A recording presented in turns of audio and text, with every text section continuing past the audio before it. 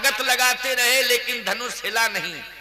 और ऐसे वीर प्रभु राम है कि छुअते ही टूट, पिनाक पुराना, छुअते ही टूट।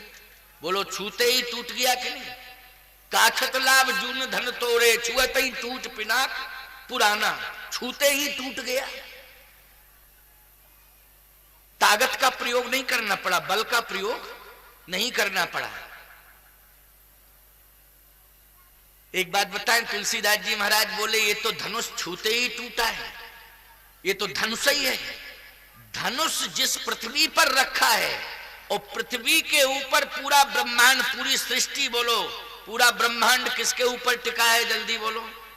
पूरी सृष्टि ब्रह्मांड में ही तो आती है कि नहीं आती है? और पूरी सृष्टि ब्रह्मांड में आती है और पृथ्वी और ब्रह्मांड के सहित, बोलो ये पूरा ब्रह्मांड किसके हाथ में है? किसके हाथ में है? भगवान के हाथ में है कि नहीं? भगवान के हाथ में पूरा ब्रह्मांड है, ये तो धनुष ही है। अरे और सुनो, ब्रह्मांड के अंतर्गत ही ये राजा आ जाते हैं, जनकपुर आ जाता है, धनुष आ जाता है, वो सब इनके हाथ में है।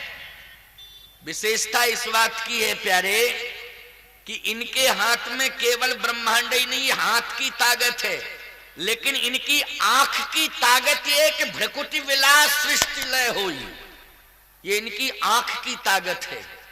हाथ की ताकत ये है कि पूरा ब्रह्मांड इनके हाथ में, और आंख की ताकत ये है कि भ्रकुटि अगर तन जाए तो बोलो भ्रकुटि विलास सृष्टि लय होई। सृष्टि में रहेगा क्या? भगवान को कोप भाजन, भगवान के चरणार बिंदों में बैठकर उनकी कृपा को प्राप्त करो, उनके कोप भाजन मत बनो। सीधी सी बात यह है, ईश्वर की कृपा का अनुभव करते रहो, कोप भाजन बनने की आवश्यकता नहीं है।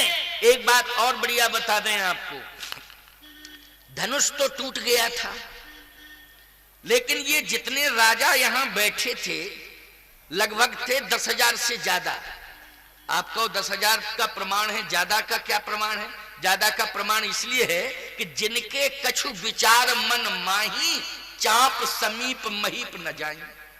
तो विचारवान राजा जब धनुष के पास गए ही नहीं तो ज्यादा संख्या हुई कि नहीं? 10,000 तो गए थे, लेकिन जो विचारवान थे वो नहीं गए, जो साधु स्वभाव के थे वो नहीं गए, जो राम जी को परमात्मा मानते हैं वो नहीं गए, परम पिता मानते थे वो नहीं गए, माता जी को श्री जगत जननी जगतोधारिणी मोक्षदायिनी भुवनेश्वरी आदि शक्ति माँ जानकी को जो माँ के रूप में स्वीकार कर चुके थे कि ये मेरी माँ है, और ये केवल मेरी ही माँ नहीं है, पूरे जगत की माँ है, जो जानकी जी को जगत माता मान चुके हैं और राम जी को जगत पिता मान चुके हैं, वो राजा तो धनुष की ओर देख ही नहीं रहे हैं, वो तो केवल भगवान को देख रहे हैं, प्रभु को जगत पिता, और समझा भी रहे थे कि जगत पिता रघुपति विचारी,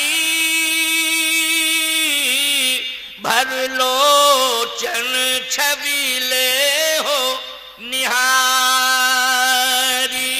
अरे अपने सौभाग्य को संभाल लो, क्यों अपने सौभाग्य को दुर्भाग्य में बदल रहे हो?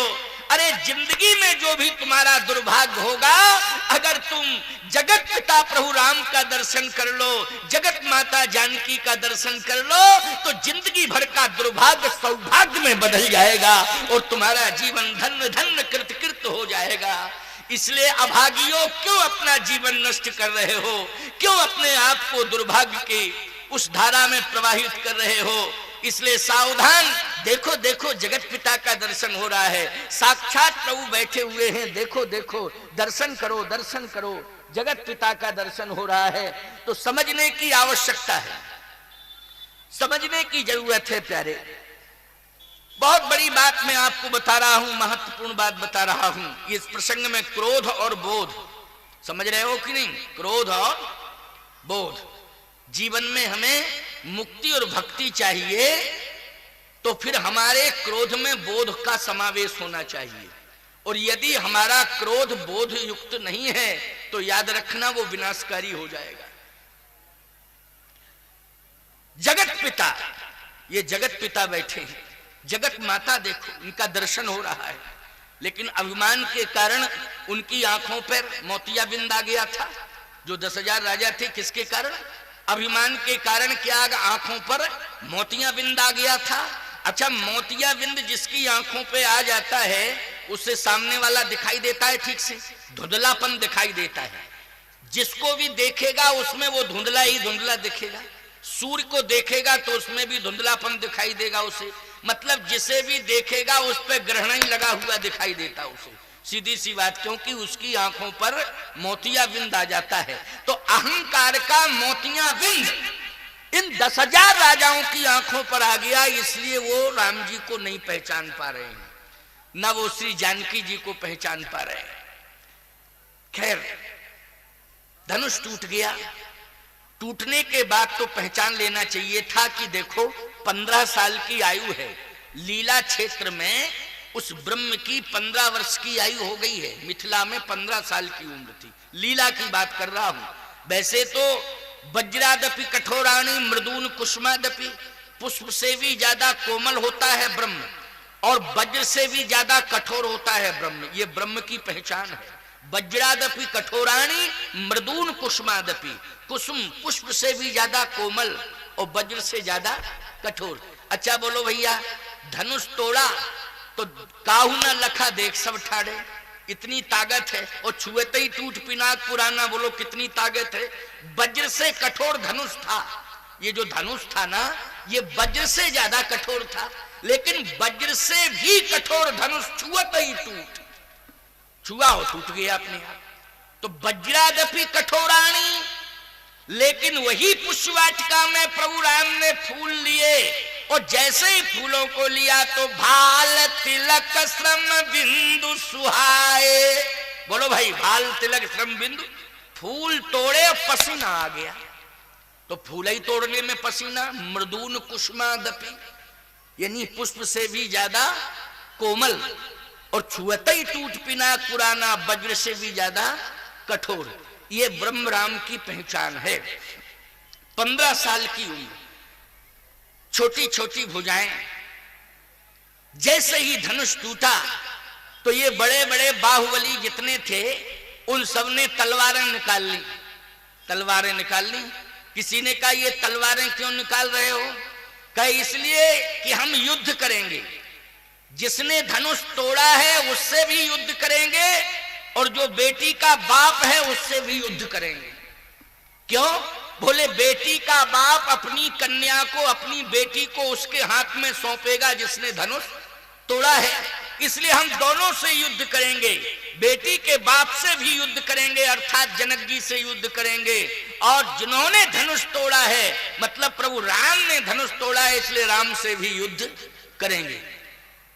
अब ये मूर्ख हैं कि महामूर्ख हैं? जल्दी बोलो। जब ये देख रहे हैं कि हम 10,000 एक साथ लग गए, धनुष हिला नहीं पाए, और ये 15 वर्ष के बालक ने छूते ही धनुष टूट गया, छूते ही टूट पिनाक पुराना, तो इसका मतलब है कि ये बालक में अलौकिकता है। क्या है? अलौकिकता है, अद्भुत क्षमता है, अद्भुत प्रतिभा है, और ये सामान्य जगत की प्रतिभा नहीं है, ये तो जगत को जन्म देने वाले स्वयं जगदीश हैं। यही समझना चाहिए था, अनुभव करना चाहिए था, लेकिन अभिमान के कारण इनके जीवन में अज्ञानता ही अज्ञानता प्रतीत है। किसके कारण? अभिमान के कारण। अंधकार ही अंधकार में दिखाई दे रहा है, ये पहचान नहीं पा रहे हैं, केवल देख रहे हैं 15 साल का राजकुमार, इसने कैसे धनुष तोड़ दिया। तलवारें जिस समय निकाली, लक्ष्मण जी ने कहा भैया कंडीशन ठीक नहीं है, क्योंकि संवेदनशील स्थिति पैदा हो गई। क्यों क्यों हो गई? इसलिए हो गई क्योंकि आपने धनुष तोड़ा, ये तलवारें निकाल रहे हैं। इनसे पूछा गया कि ये तलवारें क्यों निकाली? बोले युद्ध करना चाहते हैं, और युद्ध भी करना चाहते हैं तो आपसे और महाराज श्री जनक से। और अगर ऐसी कंडीशन में युद्ध शुरू हो गया तो 10,000 के हाथ में तलवारें हैं, संख्या बहुत है, क्या कंडीशन होगी? जनकपुर की भूमि कहीं रक्त रंजित ना हो जाए, इसके लिए आप मुझे आज्ञा दे दो। अब देखो क्रोध फिर बढ़ा, क्रोध फिर बढ़ा कि नहीं बढ़ा? जल्दी बोलो, बढ़ा क्रोध कि नहीं? एक क्रोध ही तो बड़ा। लक्ष्मण जी बोले आज्ञा दो आप। भगवान राम ने कहा तुम क्या करोगे, जल्दी बोलो। वो 10,000 हैं, तुम क्या करोगे? लक्ष्मण जी ने कहा भैया मैं अपने मुंह से नहीं कह रहा हूं, फिर ये तो शास्त्र कह रहे हैं कि आपके छोटे भाई लक्ष्मण में ताकत है। कितनी ताकत है लक्ष्मण तुम में? कहे शास्त्र कहता है, रामचरितमानस में तुलसीदास जी कह रहे हैं, वाल्मीकि रामायण में स्वयं वाल्मीकि जी महाराज कह रहे हैं कि जगमह सखा। बोलो तुलसीदास जी ने लिखा कि नहीं? अरे जगमह सखा निशाचर जेते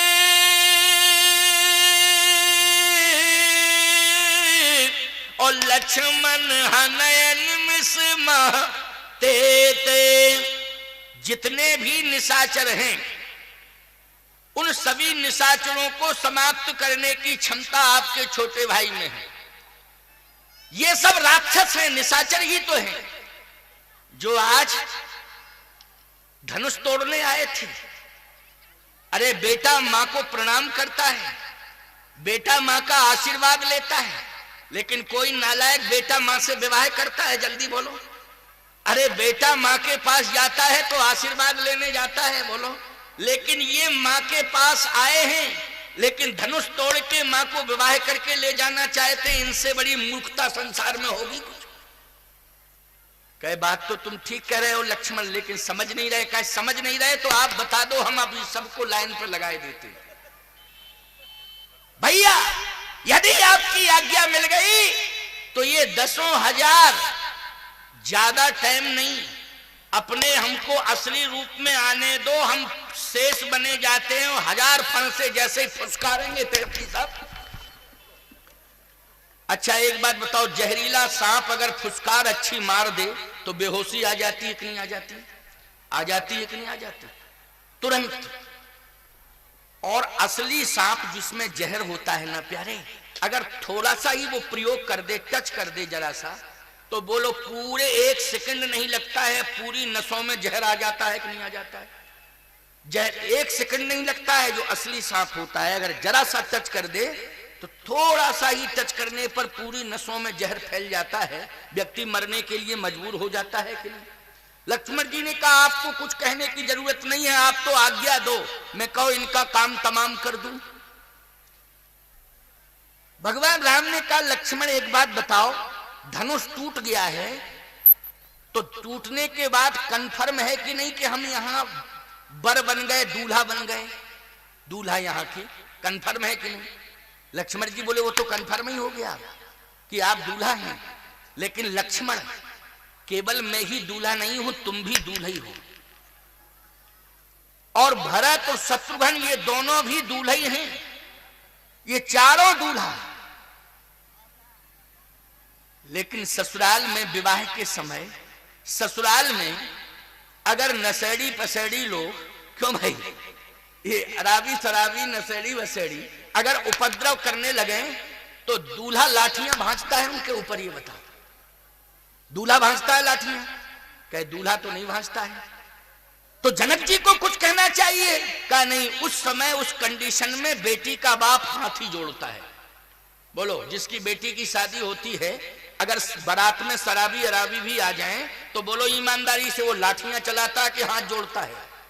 हाथ ही जोड़ता। भैया कृपा करो, थोड़ी सी इज्जत का सवाल है, 2 बातें मुझसे कह लो। लेकिन कहता कि नहीं कहता? बोलो हाथ जोड़ता है, क्योंकि उसे अपनी बेटी की शादी करनी है। और मैं एक बात कहता हूं, जिस दिन जिस घर में बेटी का जन्म हो जाता है उसी दिन पिता के जीवन में सरलता का प्रवेश हो जाता है प्यारे। उसे सरल बनना पड़ता है, संकल्प ले लेता है कि अब हमें सरल बनना ही पड़ेगा। और जो सरल बनने का संकल्प ले लेता है, याद रखना, बस सरल बन जाइए आप तो सा से सीता जी और रा से राम जी और ला से लखन लाल जी, तीनों की कृपा आपके ऊपर हो जाएगी। अगर आप सरल बन जाएंगे तो तीनों की कृपा आपके ऊपर होगी। बोलो होगी कि नहीं? जनक जी महाराज कुछ नहीं कहेंगे, लक्ष्मण तुम्हें भी कुछ नहीं कहना, क्योंकि मैं भी दूल्हा तुम भी दूल्हा। तो फिर अयोध्या से सेना बुलाई जाए, लेकिन सेना बुलाने में समय लगेगा। का अयोध्या से सेना बुलाने की भी जरूरत नहीं है। फिर जब भी बेटा बेटी का विवाह हो तो अस्त्र शस्त्र की व्यवस्था की आवश्यकता नहीं होती है। फिर किसकी आवश्यकता होती है? परमात्मा की कृपा की जरूरत होती है। परमात्मा की कृपा, ईश्वर की कृपा हो जाए। भैया देवी देवताओं को पहले निमंत्रण देते हो कि नहीं जब बेटा बेटी की शादी करते हो? छत्तीसगढ़ में भी परंपरा, वो तो सभी जगह है, जहाँ हिंदू सनातन संस्कृति में जो विवाह होते हैं उनमें सबसे पहले देवी देवताओं को आमंत्रित किया जाता है कि नहीं? ये यज्ञ का कार्य हुआ है, बोलो भाई आपने भी देवी देवताओं को आमंत्रित किया कि नहीं लखनलाल जी? हैं? पूरे मड़मड़ा के जितने देवी देवता हैं सबका आवाहन हुआ है, नारियल सबके नाम पर नारियल एक समर्पित किया गया, हर देवी देवता के नाम पर। नियम है, होना भी चाहिए भाई, है ना? लक्ष्मण, हमें विश्वास है और ये विवाह सारी दुनिया को संदेश दे रहा है कि विवाह के समय क्रोध की जरूरत नहीं है, बोध की जरूरत है। किसकी जरूरत है? बोध की। और यदि क्रोध आ भी रहा हो तो उस समय बोध का प्रवेश होना चाहिए क्रोध में। यदि बोध का समावेश क्रोध में हो जाएगा तो याद रखना वो क्रोध कभी अहित नहीं कर सकता है, उसके द्वारा अकल्याण नहीं हो सकता है क्रोध के द्वारा, क्योंकि बोध का नियंत्रण हो जाता है क्रोध के ऊपर। तो लक्ष्मण इस समय बोध की जरूरत है।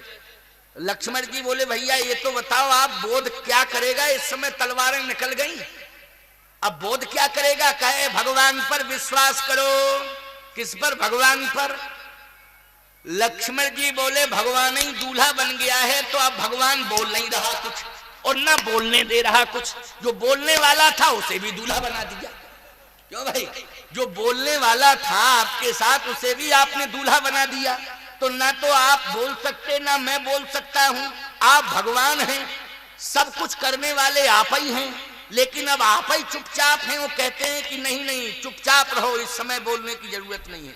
फिर कौन बोलेगा? कहा भगवान के ऊपर